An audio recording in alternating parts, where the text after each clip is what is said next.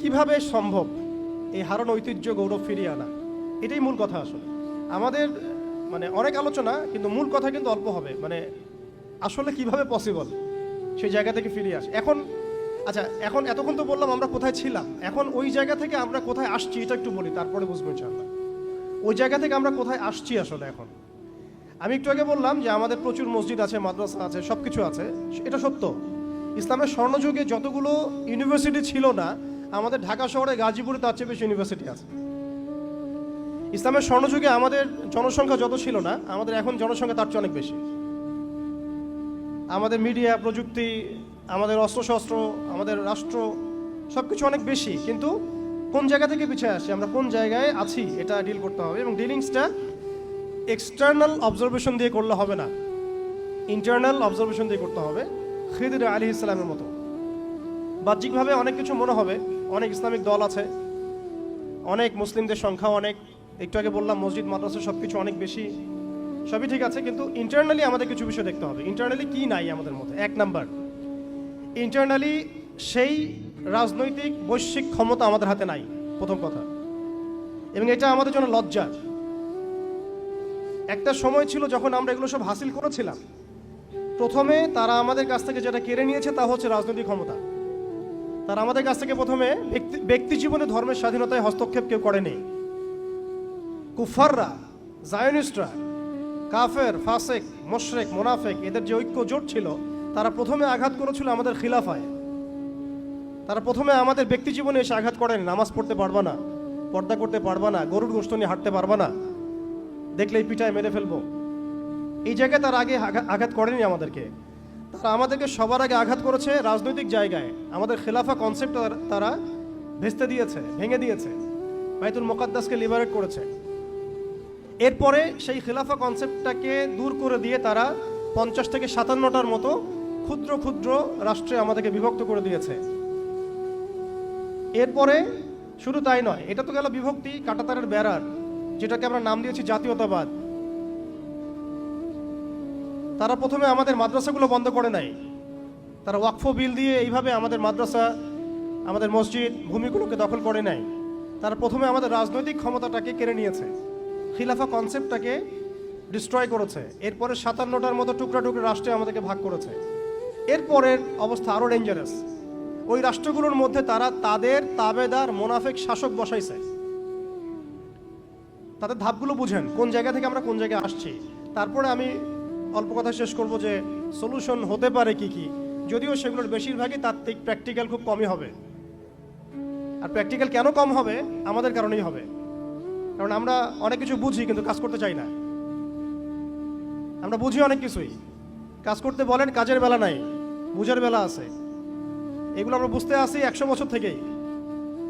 কেউ বুঝেও বুঝি না, কেউ দেখেও দেখি না, শুনেও শুনি না।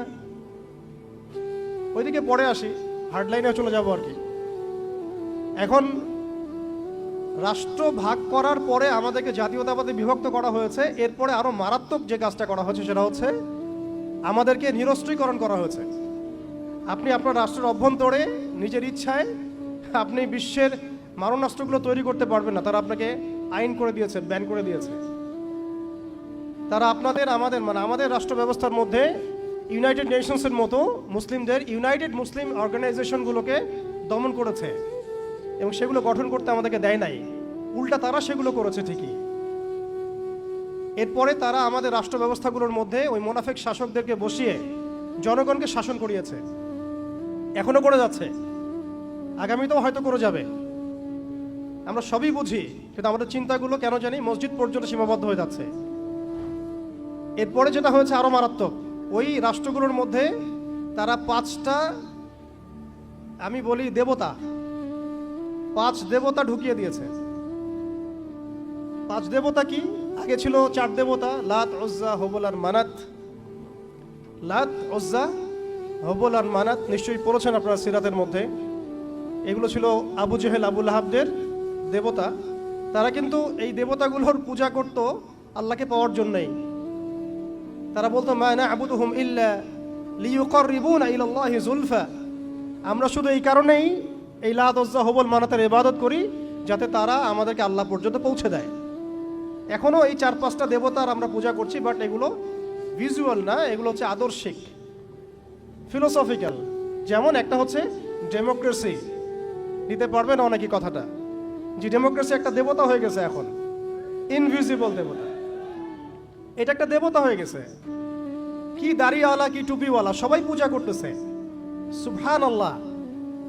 মানে অবাক হয়ে যাবেন, রিপোর্ট করছে টিভিতে, আপনারা কি চান, এই গভর্নমেন্ট কয় বছর থাক, এই গভর্নমেন্ট কয় বছর থাক, আপনি কি ইলেকশন চান, আপনি কি চান না। অডিয়েন্সের সাধারণ আম জনগণের জবাব হচ্ছে না, আমরা ইলেকশন চাই না, ইলেকশন দিয়ে কি হয়, খালি এক জালেম যে আরেক জালেম আসে, আমরা এইসব ইলেকশন চাই না, আমরা চাই ভালো কোনো সরকারি ব্যবস্থায় থেকে যাক আরো 10 বছর। মানে সবচেয়ে ভালো যে চিন্তাটা তাদের, সেটাও গণতন্ত্রের বাইরে যেতে পারে না।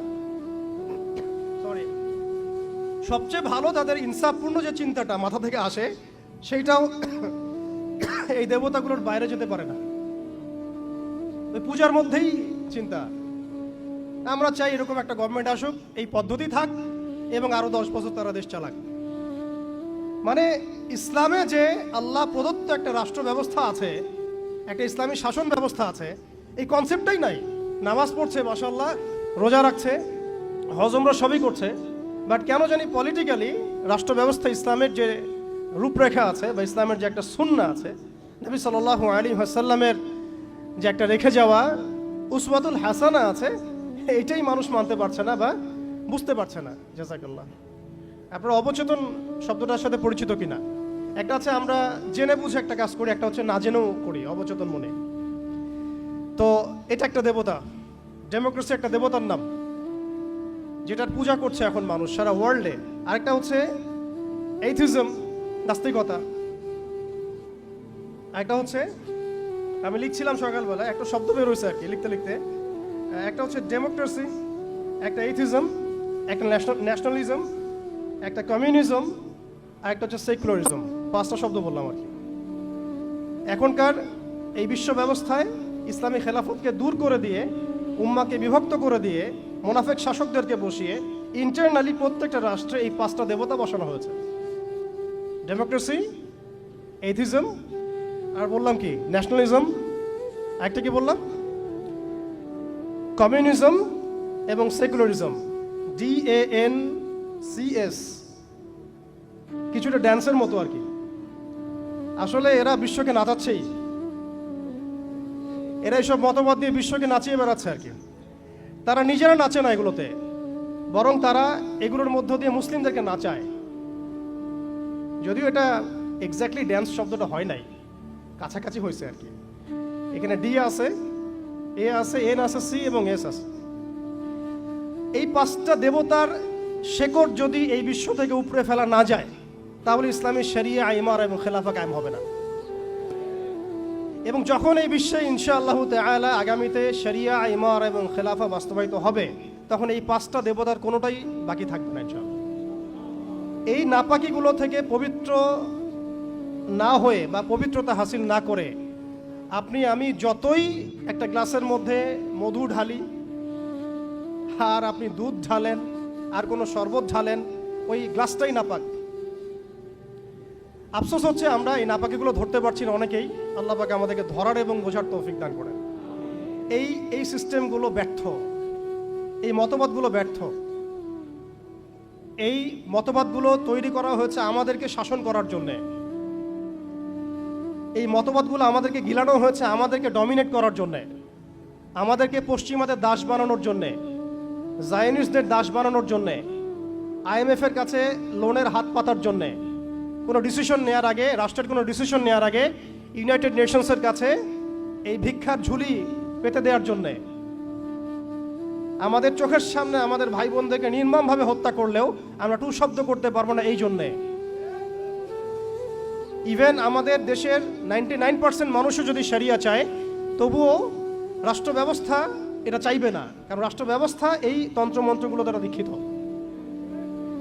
এর মধ্যে আরও আছে মানবরচিত সংবিধান, আরও আছে মানবরচিত বিচার ব্যবস্থা, আরও আছে আল্লাহর হালালকে হারাম করে ফেলা, আল্লাহর হারামকে হালাল করে নেওয়া। পুরো একটা তাগুতি এবং কুফরি সিস্টেম আমাদেরকে দেওয়া হয়েছে। কোন জায়গা থেকে? খেলাফা অ্যাবলিশ করার পর থেকে। আমরা কোথায় ছিলাম এটা আমাদেরকে বুঝতে হবে। এখনকার প্রবলেম কি সেটাও বুঝতে হবে, ক্রাইসিসগুলো, তারপরে আসতে হবে সলিউশন কোথায়। এগুলো ক্রাইসিস। তারপরে ডেমোক্রেসি দিয়ে কি করা হচ্ছে এটা আপনারা অনেকে জানেন, কিন্তু অনেকে আবার বুঝেনও না। এটা দিয়ে আল্লাহর হালালকে হারাম করা যায়, আল্লাহর হারামকে হালাল করা যায়। এটা দিয়ে আল্লাহর জমিনে মানুষের শাসন কায়েম করা যায়। এটার ধোয়া তুলে যে কোনো মুসলিম কান্ট্রি আক্রমণ করা যায়। আরব বসন্তের ধোয়া তুলে কি করা হয়েছে আমরা দেখি নাই? আমরা দেখেছি।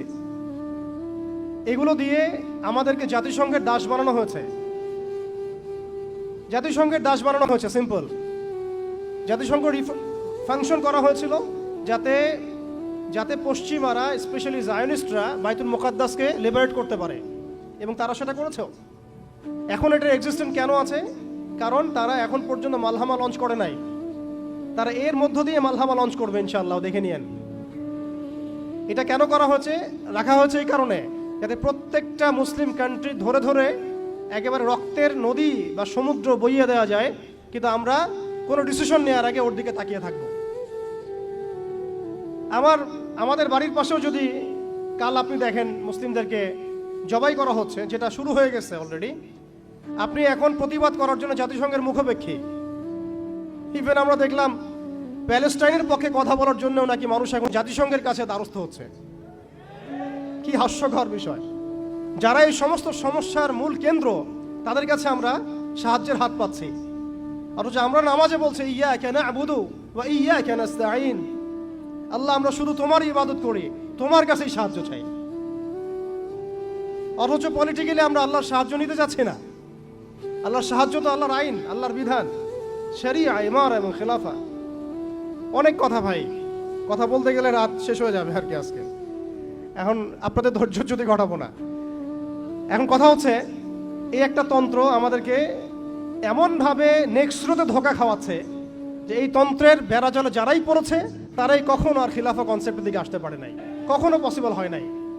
যত দাড়ি টুপি নিয়ে গিয়েছেন কখনো পসিবল হয় নাই।